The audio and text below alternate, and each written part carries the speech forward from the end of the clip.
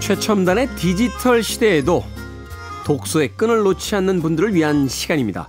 북구북구 북튜버 이시안 씨와 함께합니다. 어서 오세요. 네, 안녕하세요. 자, 박사 씨, 우리들의 박사 씨가 오늘 개인 사정상 네. 나오질 못했습니다. 청취자분들에게 미리 양해 부탁드리겠습니다. 박사 씨가 굉장히 미안해하셨으니까 그 마음을 좀 받아주시길 부탁드리겠습니다. 네. 아마 다음 주에 오셔서 오늘 못한 것까지 다 말씀으로 이렇게 하실 거예요. 그러니까요. 네. 지금 말하고 싶어서 얼마나 지금 말하고 싶어서 일주일에 한 번은 여기 와서 그렇게 말을 좀 해줘야 되는데. 그러니까요. 네. 그 이제 말의 총량이라는 게 있는데. 박사 씨 지금 굉장히 힘들어하고 계실 것 같습니다. 자, 오늘은 이시안 씨와 함께 책 한 권을 읽어보는 시간 가져보도록 하겠습니다. 오늘 읽을 책. 뭐 희곡의 왕이라고 불리우는 그런 그렇죠. 인물이고 네. 단편 소설의 뭐 거장이죠. 세계 뭐 3대 거장 뭐 이렇게 불리운다고 하는데 안톤 체호프의 단편 개를 데리고 다니는 부인입니다. 자, 안톤 체호프 어떤 작가인지 먼저 작가 소개부터 해주시죠. 네. 말씀하신 대로 원래 이제 문인으로 성공했다라고 하더라도 보통 한 분야에서 성공을 하거든요. 그렇죠. 뭐 시나 소설, 뭐 네. 희곡 이렇잖아요. 근데 안톤 체홉은 진짜 단편 소설에서도 성공을 하고 희곡에서도 성공을 한 두 분야에서 성공을 한 사람입니다. 연극계에서는 제 생각엔 뭐 미국 사람들은 뭐 아서 밀러나 이런 사람들 이야기 하겠습니다만 세익스피어 이후에는 안톤 체홉일 것 같은데요. 맞습니다. 한국에서도 안톤 체홉 그 연극도 정말 많이 하고요. 갈매기는 뭐 완전히 스테디셀러잖아요. 계속해서 하니까. 벚꽃동산 뭐 이런 것도 있고. 그렇죠. 그 러시아의 극작가이자 소설가까지는 그래서 우리가 이해를 하는데 게다가 의사예요. 의사라고요? 네, 의사입니다. 야, 이거 진짜 다 가진 거죠. 이 정도면 괴테급인데.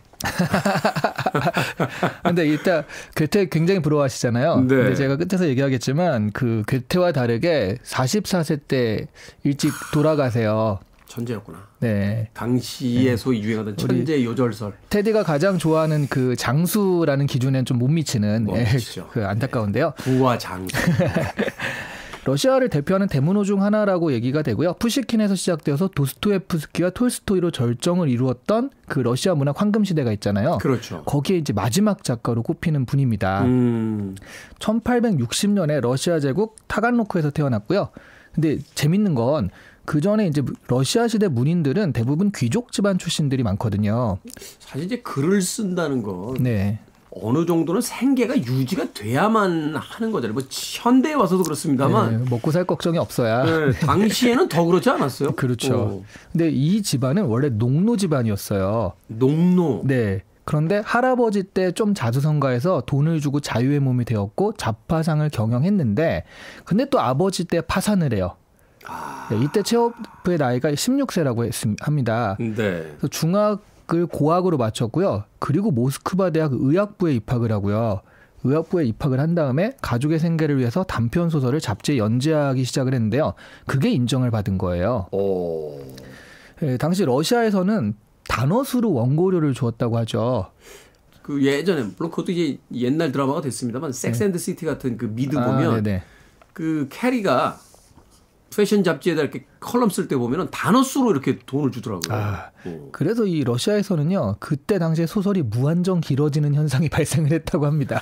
그래서 도스토옙스키의 소설이 긴 이유가 도박빚으로 굉장히 시달렸다고 해요. 끝도 없이 독백하잖아요. 그러니까. 도스토옙스키 끝도 없이 자기 신세를 그냥 괴롭다 이렇게 한마디 하면 되는데 저 하늘에 날은 새는 내 마음을 알까. 저 숲에 우거진 개구리는 나의 심정을 이해할까. 하면서 계속 끝도 없이 길어지니까. 사람 이름 계속 반복하고. 그러니까 오 그대요 이렇게 반복하고. 그런데 특이하게도 체호프는 짧은 단편을 많이 썼어요. 대신 엄청나게 많이 써가지고요. 1886년 한 해 동안만 116편의 단편을 썼다고 합니다. 1년 동안? 1년 동안. 네. 116편이요? 네. 그 다음에는 69편을 썼다라고 하니까 그러니까 거의 한 해에 그 평균 100편씩 쓴 거예요. 잠깐만요. 이게 평생이 아니라 한 해에 한 해. 네. 그러니까 길게 쓰지 않고 짧게 많이 쓰는 그런 전략을 택한 거죠. 야, 대단하네요. 이렇게 체호프는 꾸준히 단편을 써왔는데요. 1890년에 시베리아 횡단 및 사할린 여행을 떠났는데 이 여행이 체호프 본인의 그 전환점이 됩니다. 네. 이 여행 이후에 결핵 증세가 본격적으로 나타나기 시작을 했고요. 그리고 또 희곡도 본격적으로 쓰기 시작을 해요. 결핵 증세가 나타날 때 희곡을 본격적으로 쓰기 시작합니다. 네. 처음에 희곡들은 흥행이 잘 안 되었는데요. 몇 번의 실패 후에 점점 희곡이 성공하기 시작해서 4대 장막극이라고 불리죠. 갈매기, 반야 아저씨, 세자매, 벚꽃동산 이 희곡들을 남기죠.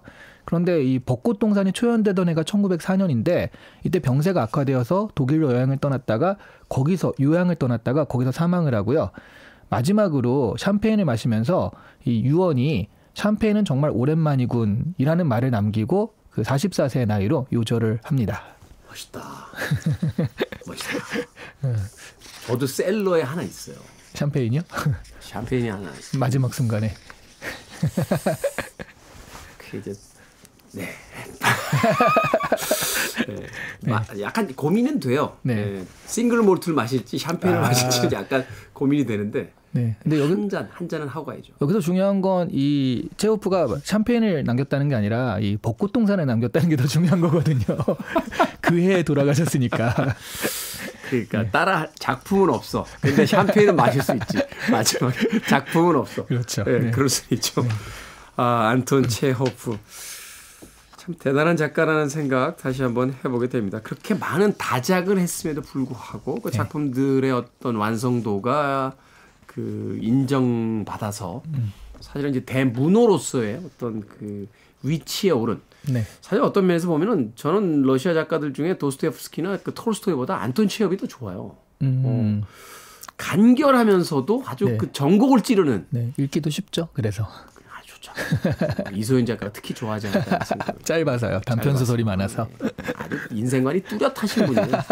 짧으면 제일 좋아. 네. 이렇게. 자, 개를 데리고 다니는 부인, 이 안톤 체호프의 단편인데요. 그 줄거리 좀 소개를 해 주시죠. 네, 얄다라는 휴양지에서 시작이 되는 이야기인데요. 거기서 권태롭게 2주간을 보내던 구로프의 눈에 개를 데리고 산책하는 여인이 들어오게 됩니다. 네. 이 여인의 이름은 안나였고요. 이 안나가 지겨운 결혼 생활에서 살짝 도망 나와서 이 휴양지에 온 거거든요. 이 안나는 5일 정도 된 상태였어요. 구로프는 일찍 결혼해서 아직 40이 안 되었는데 근데 아이 셋을 두었어요. 그리고 구로프는 아내를 천박하며 촌스럽다고 생각해서 집에 있기를 싫어해가지고요. 오래전부터 좀 바람을 피우기도 하고 여러 여자들과 어울려 다니는 그런 사람이었습니다. 아내가 천박하고 싫다고 하면서 아이를 셋이나 갔으니까 가끔 이해 안 되는 분들이 좀 있긴 있어요. 너무 네. 어려서 결혼했다고 여기 나오거든요. 네. 22살에 결혼할 때 나오는데 안나는 결혼해서 2년째 SC에 살고 있는데요. 그녀는 관청 관리인 남편과의 그 타성적인 생활에 지쳐서 사실 자기 남편이 일하는 곳이 지방 관청인지 지방 의회인지조차 몰라요. 그런 정도로 별로 그 무관심하게 지내거든요. 그래서 이 둘이 이 휴양지에서 만나는데 알고 지낸 지 일주일이 지났을 때 두 사람은 입을 맞추고 호텔방으로 향하는 관계가 돼요. 네. 그리고 뭐 불안한 마음도 있었지만 이들은 나름 열정적으로 사랑을 했고요.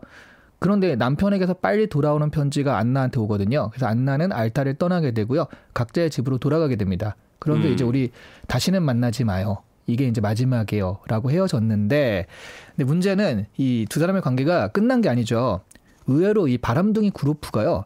안나를 잊지 못하고 일상생활에 적응을 못합니다. 저도 책을 읽었습니다만 이 구로프는 사실은 달고 다른 남자인데다가 이 안나와의 만남에서도 스스로에게 이야기하잖아요.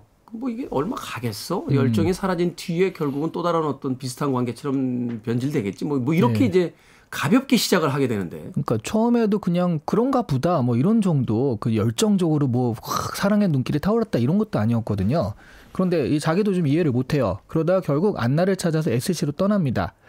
거기서 안나를 만났는데 안나도 잊으려고 노력하고 있는 중이었는데 왜 찾아왔냐고 막 타박을 해요. 그러면서도 내가 모스크바로 찾아가겠다라고 또 후위를 기약하죠. 뭐야 두 사람. 예. 그리고 결국 그 안나가 2-3달에 한 번씩 병원에 간다면서 모스크바로 찾아오게 되는 그런 관계가 되고요. 이들에게 희망은 안개처럼 어렴풋할 뿐인 그런 관계가 됐거든요. 네. 두 사람 앞에 어떤 미래가 펼쳐질지 알지 못한 채 어떻게 하면 이라는 물음으로 이야기가 끝이 나요. 제일 마지막 문장을 제가 읽어드리면요. 좀 더 있으면 해결책을 찾을 수 있을 것이고 그때는 새롭고 멋진 생활이 시작될 거라고 여겼다. 그렇지만 두 사람은 그 끝이 아직 멀고 멀어 이제야 겨우 아주 복잡하고 어려운 일이 시작됐다는 것을 잘 알고 있었다. 이렇게 끝납니다. 그렇죠. 찝찝하게 끝나죠. 두 사람이 그냥 휴양지에서 우연한 사고 같은 하룻밤이었다면 그냥 아주 캐주얼하고 가벼운 관계처럼 네. 흘러갈 수도 있었는데 네. 두 사람이 사랑에 빠지게 되면서 네. 근데 사실 이제 사랑에 빠져서는 안 되는 상황이잖아요. 네. 이걸 이제 좀 더 귀족적으로 쓴 거는 이제 톨스토이의 안나 까레니나 같은 작품. 네, 그렇죠. 그 작품도 안 나네요. 안나가 여기서 영희 같은 이름인가 봐요. 그 당시에. 그리고 이 개를 데리고 다니는 부인에서는 사실은 뭐 상황은 비슷한데 네네. 근데 톨스토이식 작법과는 좀 다른 방식으로 이제 그 상황을 보여줍니다만 오히려 두 사람이 사랑에 빠짐으로써 더 복잡해지기 시작하는 네. 그런 상황이 보여집니다. 무엇보다 당시에 러시아 소설이나 그런 소설들이 끝이 되게 분명했잖아요. 누구의 죽음이라든가. 약간 계몽족이라고 해야 될까요? 네. 약간 좀 분명한 어떤 결론들이 있었는데. 이런 불륜 관계에 빠지면 반드시 이제 나쁜 그 어떤 끝이 있다든가. 비극으로 끝내죠. 네. 둘 중에 누구 하나 죽는다거나 뭐 어디로 끌려간다거나 뭐 사라진다거나 뭐 이러면서. 근데 이거는 좋은 말로는 열린 결말이고 당시 사람들이 보기에는 뭐야 이게 하다 말아? 막 이런 느낌이 좀 들 수도 있거든요. 얘기를 하다가 말아. 이거 뭐 또 뭐 마무리를 지어줘야 되는 거 아니야? 네. 뭐 이런 느낌. 그래서 당시로서는 좀 이게 뭐지라는 그런 좀 불호의 반응도 있긴 있었다고 합니다. 불호의 반응이 굉장히 세지 않았을까 네. 생각이 드는군요. 네. 자, 안톤 체홉의 개를 데리고 다니는 부인. 음악 한 곡 듣고 와서 이제 본격적으로 작품 이야기를 나눠보도록 하겠습니다. 리버티의 음악 중에서요. 바람둥이를 뜻하는 대명사가 됐죠. 카사노바 듣습니다.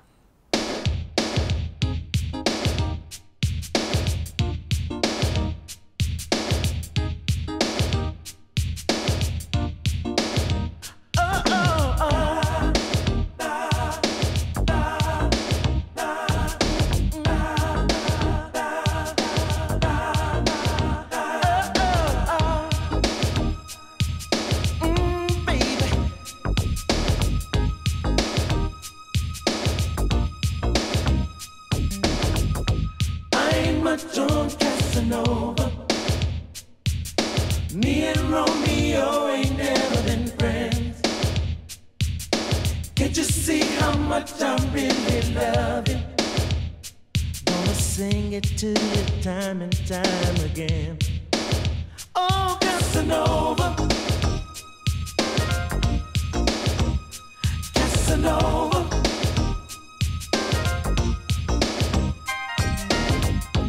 Every man deserves a good woman, and I want you to be my wife. Time is so much better spent, baby, with a woman just like you in my life. So let me love you, fill you up inside. I want to hold you, baby. So let me squeeze you. Don't you know that I'll get down on my knees for you, baby? You see, I ain't much on Casanova. Me and Romeo ain't never been friends. Can't you see how much I really love you? Gonna sing it to you time and time again. Oh, Casanova, Casanova, oh, Casanova, Casanova.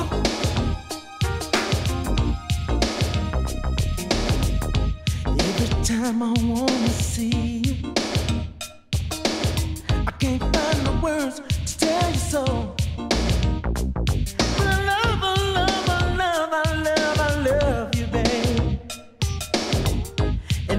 Got to let you know how much I need you. Show you what you mean to me each day, baby. So let me hold you, keep you safe and warm. I'll be your sweetheart, baby. Baby, baby, baby. told you, girl, I'm an average guy. You seem to know just how I really feel. 'Cause I can't let you go. I need you, I want you to stay right here with me. But baby, I never knew love until you came along. Oh, Casanova, I tell me what to say. Casanova, I can't let her get away. Oh, Casanova, I tell me what to do. I know Casanova, I just wanna be with you. Listen, baby, I wanna make sweet love to you. I wanna be there when you feel alone. Never let you go, no, Casanova. 리버티의 카사노바 듣고 왔습니다. 이탈리아의 문사였죠. 문학가였는데 워낙 많은 여성들과의 로맨스가 있어서 바람둥이의 대명사가 된 그런 한 인물의 이름입니다. 카사노바 듣고 왔습니다. 자, 빌보드 키드의 아침 선택 KBS 2라디오 김태훈의 프리웨이 북구북구 이시안 씨와 함께 오늘 안톤 체호프의 개를 데리고 다니는 부인 읽어보고 있습니다. 자, 단편 소설이기 때문에 사실은 아주 여러 가지 이야기들을 짧은 시간에 효과적으로 이제 묘사해내고 또 끝내야지만 되는 그런 어떤 문학적인 제약이 있거든요. 네. 이 주요 인물인 그루프와 이제 안나 이 두 사람을 묘사하는 어떤 그 사건이라든지 또는 에피소드, 어떤 장면 이런 게 있다라면 어떤 장면들이 있을까요? 이제 캐릭터를 보여줘야지만 이제 본격적인 이야기로 바로 들어갈 수 있잖아요. 네. 그러니까 사실 여기서는 이 남자 주인공 그루프가 안나는 그 좀 평면적이라면 그루프는 원래 바람둥인데 이 안나를 만나서 진실한 사랑에 눈을 뜨게 된다. 이런 어떤 변화가 있는 인물이잖아요. 사실 뭐 조금 이따 이야기 나누겠습니다만 이게 안톤 체홉이 자기 이야기를 썼다는 거 아니에요? 그 그루프는 이제 자기니까 네. 아무래도 이제 정밀 묘사가 가능한 대상이니까. 네. 네. 그래서 이 그루프를 보여주는 묘사가 눈에 띄는 게 있었는데요. 이런 표현들이 나오거든요. 잦은 경험, 정말로 쓰라린 경험을 자주 했기에 그는 이미 모든 정사는 처음에는 생활에 유쾌한 변화를 가져다주고 부드럽고 산뜻한 모험으로 생각되지만 점잖은 사람, 특히 속내를 잘 털어놓지 못하는 우유부단한 모스크바치들에게는 결국 아주 복잡한 문제로 커져 곤혹스럽게 되어버린다는 것을 잘 알고 있었다. 그러니까 이게 좀 이런 일이 얽히면 굉장히 복잡해진다는 걸 잘 알고 있었다는 거죠. 처음에는 그냥 뭐 일상의 어떤 그냥 자극처럼 사용하지만 이게 나중이 되면 결국은 얽히고 설키고 감정이 복잡해지는 그런 상황이 된다. 근데 이 뒤에 이어지는 말이 기가 막혀요. 그렇지만 매력적인 여자와 새롭게 만날 때면 그 쓰라린 경험도 슬그머니 기억에서 사라져 제대로 살고 싶어졌고 모든 일이 정말이지 단순하고 유쾌하게 여겨졌다. 바람둥이구만. 그러니까요. 그 쓰라린 기억이 기억 속으로 사라진다는 게 이건 그렇겠네라는 생각이 들 수밖에 없죠. 그러니까 카사노바의 일화 이런 거 보면요.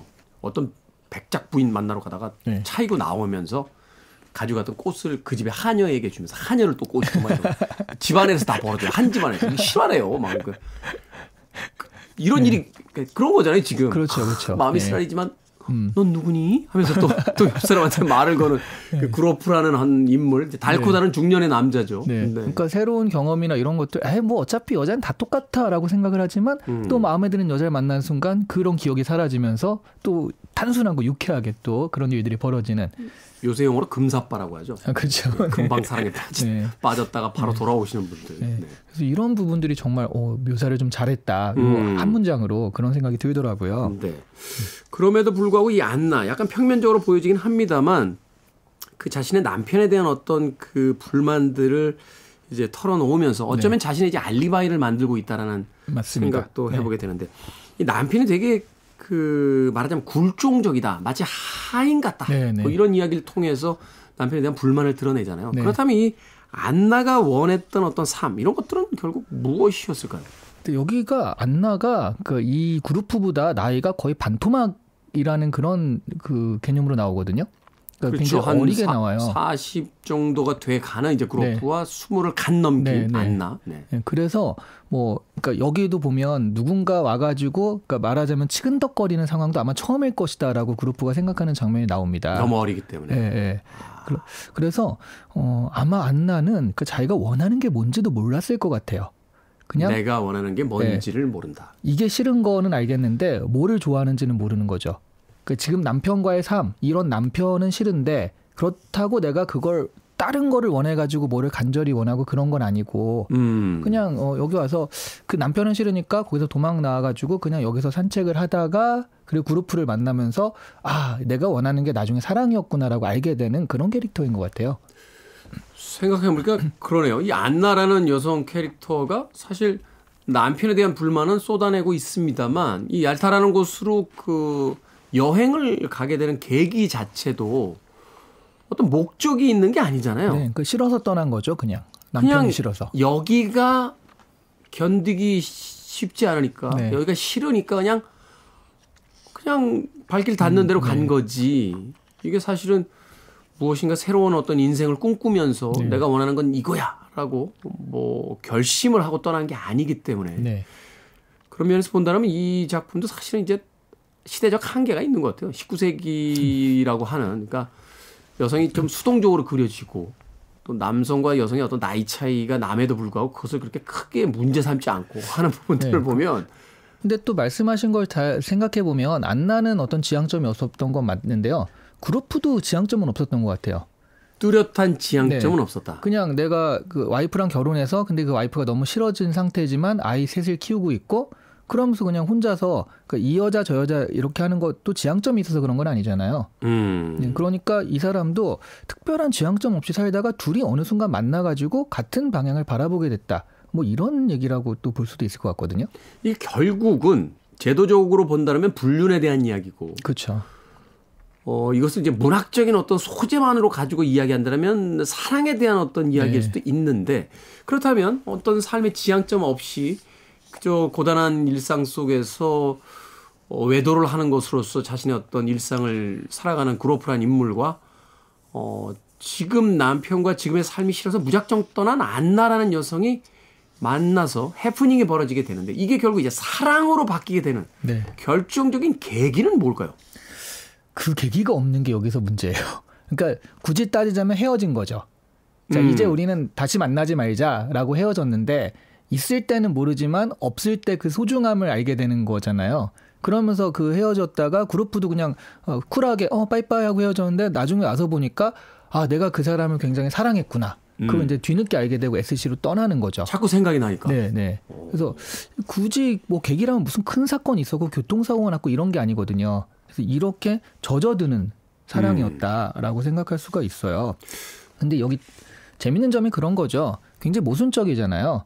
그 진실한 사랑이라고 말하면 진실한 사랑은 불륜 가운데 있고 각자 영위하고 있는 일상은 서로 위선과 거짓으로 점철돼 있는 거예요. 그러니까 안나는 안나대로 너무 싫은 남편이지만 같이 잘 살고 있고요. 그다음에 그루프도 역시 여기 나중에 보면 아이들 막 학교에 데려다주는 그런 모습도 나오면서 되게 가정적인 아버지로 살고 있거든요. 근데 이런 잘 살고 있는 일상은 거짓과 위선이고 그리고 이제 비밀 위에 그 미래를 해야 되는 이런 삶은 이 사람들한테는 진실이다. 이게 바로 삶의 모순이라는 거죠. 저는 사실 그 대목에서 이 남자와 여자의 어떤 당시의 시대적 상황에서의 차이 같은 것들이 느껴졌던 게 뭐냐면 네. 그로프는 이미 많은 여자의 경험을 가지고 있어요. 네. 그런 의미에서 이 안나라는 여자를 아주 특별하게 느끼게 되는 무엇인가가 분명히 있어야 되는 게 아닌가. 사실 안나 입장에서는 지금의 일상이 너무 힘들고 괴로웠는데 그 시대적인 어떤 환경상 여자의 입장에서 많은 남자들을 만날 수 있는 그런 상황은 아니잖아요. 그렇죠, 그렇죠. 그리고 이 그로프의 고백처럼 아마도 그녀에게 이렇게 껄떡껄떡 요즘은 플로팅이란 말을 쓰죠. 죄송합니다. 이 아침부터 문학 작품 이 아름다운 아침에 네. 껄떡이라니. 하여튼 자기한테 와서 이렇게 치근덕. 네. 치근덕이 나 네네. 지금 찝쩍찝쩍이라고. 치근덕거린 남자도 거의 없었던 상태니까 네. 상황이니까 사실은 이 남자가 거의 유일한 어떤 해결책처럼 느껴질 수도 있거든요. 그렇죠, 그렇죠. 네. 그런데 그로프는 뭐가 좀 특별한 이유가 있어야 되는 거 아닙니까? 여기 이런 구절 있잖아요. 안나와 헤어진 그로프가 이제 그 일상을 살아가다가 어떤 누군가가 조금 전 당신이 한 말이 옳았어요. 그 철갑 상어는 냄새가 아주 고약했어요. 라는 말을 듣고 나서 안나를 만나러 가야겠다. 저는 이 대목 몇 번을 읽었는데 네. 아니 철갑상어는 냄새가 아주 고약했어 라는 이야기를 듣고 왜 안나를 만나러 갔을까? 근데 저는 그거는 알겠더라고요. 그러니까 그 바로 직전에 이 그루프가 그 지인한테 한 말이 있어요. 그러니까 안나가 너무 생각이 나는데 그거를 말할 수는 없잖아요. 그리고 참았다가 이 지인한테 처음으로 내가 그때 가서 만난 여자가 있고 사랑했다 이렇게 얘기를 한 거예요.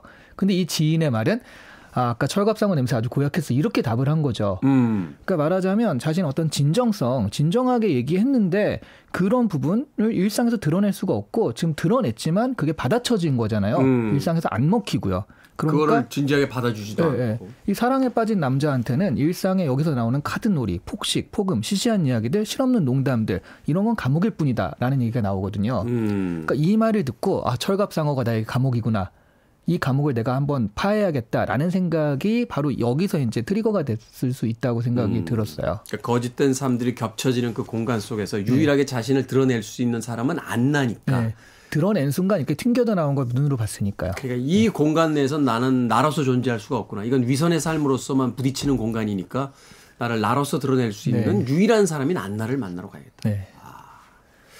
저는 그러면서 이게 하나의 상징적인 장면을 생각했던 게 철갑상어의 냄새가 아주 고약했어. 이 냄새가 고약하다는 건 왠지 좀 죽음의 이미지 같은 거예요. 그러니까 이제 이 그루프가 사실 이제 나이를 점점 먹어가고 안톤 체홉도 이게 이제 마지막 작품이잖아요. 네. 40 중반쯤에 이제 세상을 떠난 거로 알고 있는데 결국 삶의 어떤 그 마지막 종착역에 다가가는 듯한 느낌. 벌써. 그러니까 이제 그때가 되면 이제 비로소 어떤 위선적 삶에서 벗어나서 정말 자기가 솔직하게 내가 하고 싶은 거 하고 싶어 하는 이야기를 하게 되잖아요. 네. 그런 느낌은 아니었습니다. 아니었던 것 같은데요. 죄송합니다. 박사님이 있었어요. 그러니까요. 박사가 오늘 안 왔네. 네. 박사님이네. 제가 너무 좋기도 하고 약간 허전한 게 뭐냐면 제가 무슨 얘기를 하면 거의 70-80%가 박사님이 그건 아닌데요 라고 딱 얘기를 해줘야 되거든요. 근데 그런 말이 없으니까 진짜 허전하긴 하네요. 그건 아니고요. 그건 아니고요. 네, 그건 아니에요. 맞아. 네. 우리가 너무 그동안 조련되어 왔던 것 같습니다. 그건 아니고요. 왠지 우리 가스라이팅가. 그러니까요. 자, 음악 한 곡 듣고 와서 나머지 책에 대한 이야기 나눠보도록 하겠습니다. 토토의 음악 중에서 안나 듣습니다.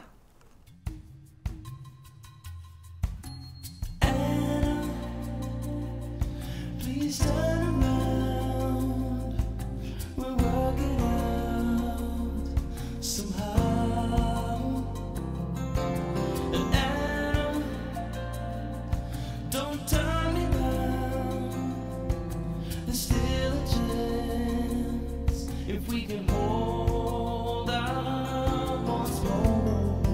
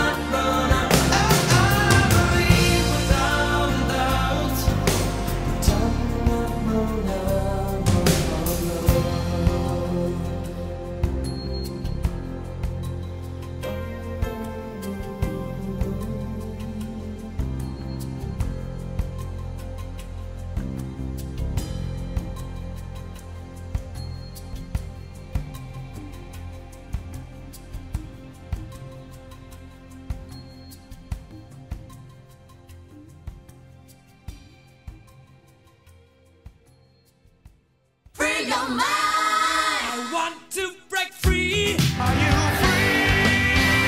I'm free. So let the freeway. You're riding on the freeway.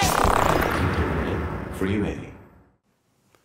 토토의 안나 듣고 왔습니다. 원래는 이제 애나 이렇게 발음하는데 예, 오늘은 주인공이 안나니까 그렇죠, 그렇죠. 예, 안나로 읽어드렸습니다. 자, 빌보드 키드의 아침 선택 KBS 2라디오 김태훈의 프리웨이 북구북구 이시안 씨와 함께 안톤 체호프의 개를 데리고 다니는 부인 읽어보고 있습니다. 당시의 소설 중에요. 네. 이 사랑. 근데 이 사랑의 외피를 쓰고 있습니다만 결국 이제 불륜으로 귀결되는 그런 네. 작품들이 꽤 많이 등장합니다. 앞서서 이제 이야기 드렸던 톨스토이의 그 안나 까레니나가 막 가장 대표적인 그런 작품으로 그렇죠. 알려져 있죠. 네. 뭐 워낙 유명한 작품이라 뭐 영화화도 여러 번 됐고 또 뭐 뮤지컬이라든지 연극으로도 뭐전 세계 이곳저곳에서 계속 공연이 되고 있습니다. 톨스토이와 이 안나 체호프의 작품의 어떤 차이 같은 게 있을까요? 사실 톨스토이는 안톤 체호프를 별로 안 좋아했다는 이야기가 있던데. 그래요? 오히려 나중에는 그게 또 나중엔 안 좋아질 수 있겠는데 한 번은 서로 같이 좀 친해가지고 톨스토이에 놀러 가기도 하고 그랬다고 하기도 하더라고요. 그런데 이제 안톤 체호프 작품은 이제 톨스토이처럼 이렇게 약간 경건하지가 않죠. 아, 그렇죠. 인간의 어떤 그 약간 그러니까 톨스토이는 인간의 그래도 위대함, 아름다움 막 이런 것들을 그렇게 드러내려고 하는데 안톤 체호프는 그냥 뭘 이렇게 화장을 했어. 그래서 얼굴을 박박 물수건으로 닦아버린 듯한 약간 그렇죠. 그런 느낌이니까. 근데 톨스토이는 나중엔 거의 사이비처럼 이렇게 종교적으로 가기도 했고요. 그렇죠. 자기가 하나의 그 교주처럼 이렇게 네. 그 어떤 네. 계시를 내듯이 네. 그 작품을 써나가기도 했었는데. 네. 근데 그 차이점 중에 가장 심한 게 그러니까 안나 까레니나 같은 경우도 굉장히 극적이잖아요. 그렇죠. 극적이다 보니까 연극, 영화, 뭐 뮤지컬 많이 되는 건데 뭐 개를 데리고 다니는 부인도 그 연극이 있더라고요. 근데 그걸 보면서 안나 까레니나 같은 그런 어떤 그 감정의 굴곡을 겪진 않으니까 보통은 이게 사실 뜨거운 소설이 아니잖아요. 네. 네, 그래서 정말 현실적이라는 느낌이 너무 많이 들어요. 그 당시에 그 러시아 작품들은 뭐 죄와벌처럼 사람을 죽여놓고 뭐 이런 어떤 그 극적인 장치들이 있잖아요. 그러니까 소위 이제 그런 식의 그 문학과 연극이 네. 이제 우리나라에서도 제가 생각에는 한 80년대까지는 대부분 그런 어떤 풍이었던 것 같아요. 네네. 근데 여기는 정말 이게 뭐지? 이렇게 끝나면 어떡하지? 뭐 이런 얘기가 등장을 하는데 그 얘기 중에 하나가 여기서 이 얘기가 왜 등장할까 싶은 얘기가 등장하는 게 하나 있어요. 그러니까 네. 딸을 데려다 주는데 학교에 그 기온이 3도인데 눈이 내리고 있는 거예요. 그래서 딸이 그 왜 눈이 내려요? 라고 하니까 설명을 해주는데 따뜻한 것은 땅의 표면이지 저 대기의 상층에선 기온이 전혀 다르기 때문에 눈이 올 수 있다. 3도이지만 이런 얘기를 하는데요. 이게 여기서 얘기하는 어떤 그 우리의 삶이 아닐까. 그러니까 눈이 내릴 수 없는 환경이잖아요. 3도면은 눈이 내리지 않아야 되는데 네. 눈이 내리는 거죠. 그러니까 눈이 내린 건 명백한 사실인데 이해가 되질 않는 거예요. 그러니까 서로 다른 일상에 살고 있는 사람이 어느 순간 불륜에 빠져서 사랑에 빠지는데 이러면 안 되는데도 그런 일들은 일어나거든요. 그러니까 그게 사실인 거죠. 근데 그 이면에는 또 다른 것들이 보이고요. 그러니까 일상은 있지만 그 이면에 그 이유들은 또 다른 것들이 보이기도 하면서 보이는 것과 실제와는 이렇게 다를 수 있구나. 그 모순 자체가 우리가 살아가는 그 모습일 수 있다. 뭐 이런 얘기를 이 3도인데 눈이 내리는 거에 하는 게 아닐까 싶더라고요. 결국은 이제 안톤 체홉은 사랑 이야기도 넘어선 우리의 이제 삶에 대한 이야기를 하고 있는데 보여지는 삶과 바로 영상 3도라고 표시되어 있는 따뜻한 보여지는 삶과 하지만 내리는 눈이 그 겪었을 저 대기 위에서의 어떤 추운 진짜의 삶에 대한 이야기 이 두 개가 공존하는 삶에 대한 이야기를 바로 그 장면을 통해서 이제 들려주고 있는 것 같다. 네. 참 대단한 것 같아요. 이게 현대 소설의 문법이잖아요, 사실은. 그렇죠. 작법이고. 네. 그 당시에 그래서 러시아 사람들이 이걸 이해했을까 하는 생각이 누구 죽이고 막 살리고 막 이래야 되는 그런 그러니까. 어떤 거에 익숙한 사람들인데 어째 신은 나에게 이런 고통을 준단 말이야. 맞습니다. 네. 팔다리가 잘리는 막 이게 막 절절해야 되잖아요, 사실은. 네. 그런데 그런 것들이 아닌 소위 이제 현대 단편 소설의 아버지처럼 이제 불리운 에드가 앨런 포하고 함께 이제 안톤 체홉의 이제 최고의 어떤 단편 소설가로서 이제 알려져 있는데 바로 이런 부분들이 짧은 문장 안에서도 짧은 글 안에서도 풍부한 어떤 해석을 이제 가능하게 만들기 때문이다라고 이야기를 해 주셨습니다. 결말 부분으로 가보지 않을 수가 없습니다. 왜 이렇게 끝냈을까요? 정말 뭔가 허무해요. 네. 하다 말어? 그렇죠. 뭐 이런 느낌이거든요. 네. 그래서 이게 말씀하신 좀 되게 현대적인 작법이라는 느낌도 들기도 하고요. 네. 그리고 사실 여기서 저는 제일 허무했던 게 뭐냐면 제목이 개를 데리고 다니는 부인이잖아요. 네. 그 개가 뭔가 할 것 같잖아요. 큰 역할을 할 것 같은데 개가 별 캐릭터가 없어요. 아무 역할도 안 해요. 안톤 체호프의 했던 그 유명한 이야기 있잖아요. 그 체호프의 총이라고 하죠. 네네. 그러니까 1막에서 총이 등장하면 2막이나 3막 어딘가에서 총이 발사되어야만 한다. 네. 그게 이제 연극 이론으로 이야기하면 이제 등장인물의 그 체면을 세워줘야 된다라는 게 있는데 누군가를 캐릭터를 썼다라면 그 캐릭터가 뭔가 기능해야 된다. 그러니까요. 라고 하는 건데. 네. 제목도 개를 데리고 다니는 부인이고. 근데 개가 뭐 한번 크게 짖는 것도 아니고. 그러니까 마지막에 마지막에 아닌 중간쯤에 SC에 갔는데 개를 보고서 너무 반가워하는 그런 모습이 나오거든요. 근데 만약 이게 개가 중요한 역할이면 갑자기 개가 얘를 아는 척해서 불륜이 들통난다든가 뭐 이런 식으로 어떤 그 연극적 장치를 해야 되는데 그런 것도 없고 아무 역할도 안 하거든요. 그래서 이게 체호프의 총이라기보다 저는 맥거핀이라는 말이 있잖아요. 맥거핀 있죠. 네, 그러니까 되게 중요한 듯이 나오지만 사실 아무것도 아닌 그런 거. 그리고 맥거핀에 가까운 게 개가 아닐까. 그래서 이 소설의 결말도요. 되게 뭐 큰 얘기를 할 것 같은데 그래서 불륜이 이렇게 되고 특히 당시 러시아 소설의 어떤 전통에서는 그런데 그냥 우리 앞으로 어떻게 하면 좋죠? 라는 거에서 끝나버려요. 그러니까 그걸 왜 우리한테 물어봐. 자기가 지금까지 소설을 써놓고 마지막에 독자한테 여기까지는 제가 썼는데 또 어떻게 해야 되겠습니까? 라고 물어보고 끝내는 듯한. 네. 그래서 당시 러시아 소설은 느낌표로 끝났잖아요. 이래야 된다. 이렇게 살아야 된다. 사실 이제 계몽주의 그 전통이 굉장히 강하고 또 그 사회적 분위기 자체가 또 그런 느낌이 있었으니까. 근데 이거는 물음표로 끝나거든요. 어떻게 사는 게 좋을까? 우리 어떤 삶을 살아야지? 이런 식으로 살짝 그 물음표로 끝나기 때문에 굉장히 그때 당시의 소설과 좀 다른 느낌? 그래서 그 대문호 시대의 마지막에 있는 작가다라는 게 이 작가로 현대적으로 이어진 게 아닐까 하는 생각도 들어요. 이런 결말들이. 그렇죠. 김태현의 프리웨이의 오프닝도 이제 두 종류가 있습니다. 결론을 내는 오프닝과 그냥 어떻게 해야 될지 생각해보고 싶습니다. 하는 열린 결말. 근대와 현대를 오가는. 최근에 약간 안톤 체호프적으로 변하고 있어요. 결론을 자꾸 내니까 옛날 사람 같아요. 자, 안톤 체호프의 개를 데리고 다니는 부인 그 한 줄 추천사 부탁드리겠습니다. 저는 딱 그냥 이렇게 생각할 수 있을 것 같아요. 평양냉면처럼 슴슴한 소설이다. 근데 자기 전에 점심 때 먹었던 그 맛이 그 냉면 맛이 자꾸 생각이 나는. 인생의 깊이가 이런 거구나라고 느껴지는 그런 소설이 아닐까 싶습니다. 네. 누군가가 맛집이라고 해서 가서 먹어봤는데 아니 뭐야 이게 슴슴하고 간도 잘 안 돼 있는 거 같고 하는데 어느 날 정신 차려보니 그 가게로 향하고 있다라고 하는 바로 그런 맛의 소설이다. 네. 안톤 체호프는 자신의 소설을 평양냉면에 비유했을지 생각이나 해봤을까 싶습니다. 자, 북구북구 오늘은 안톤 체호프의 개를 데리고 다니는 부인 읽어봤습니다. 다음 주에는 리차드 바크. 아마도 80년대에 이 소설 안 읽으신 분 거의 없을 거예요. 보이스 비 앰비셔스 유명한 말도 있고요. 갈매기의 꿈 읽어보도록 하겠습니다. 북튜버 이시안 씨와는 다음 주에 뵙겠습니다. 박사 씨도 다음 주에는 좀 함께 했으면 하는 바람 가져봅니다. 다음 주엔 저희가 말할 시간이 없을 것 같아요. 그러니까. 고맙습니다.